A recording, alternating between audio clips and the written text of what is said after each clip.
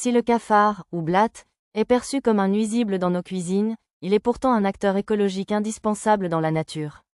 Sur les quelques 4800 espèces recensées, seule une poignée, environ 1%, est liée aux habitations humaines. Les blattes sauvages sont des saprophages. Elles se nourrissent de matières organiques en décomposition, feuilles mortes, bois pourris, cadavres d'animaux et excréments. Leur rôle, en broyant ces déchets, elles facilitent le travail des bactéries. L'impact, sans elles, les forêts seraient rapidement étouffées par une couche épaisse de débris végétaux. Le cycle de l'azote, c'est sans doute leur rôle le plus crucial pour la survie des plantes.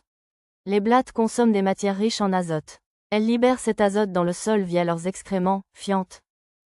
Conséquence, cet azote est immédiatement absorbé par les racines des plantes et des arbres, agissant comme un engrais naturel. Sans ce processus, la croissance des forêts mondiales serait gravement ralentie. Un maillon essentiel de la chaîne alimentaire.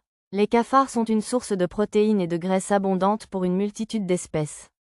Ils sont au menu de petits mammifères, souris, rats, musaraignes, oiseaux, reptiles et amphibiens, lézards, grenouilles, arachnides, araignées. Note, si les cafards disparaissaient demain, cela provoquerait un effondrement en cascade, les populations d'oiseaux et de petits rongeurs chuteraient, ce qui affamerait à leur tour les plus gros prédateurs, chats sauvages, rapaces. La pollinisation. On l'oublie souvent, mais certaines espèces de blattes participent à la pollinisation.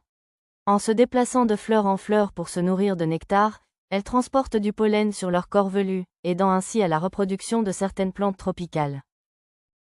Si le cafard est un cauchemar en milieu urbain à cause des risques sanitaires, il est un pilier de la biodiversité en milieu sauvage. Il transforme les déchets en nutriments et nourrit le reste du monde vivant.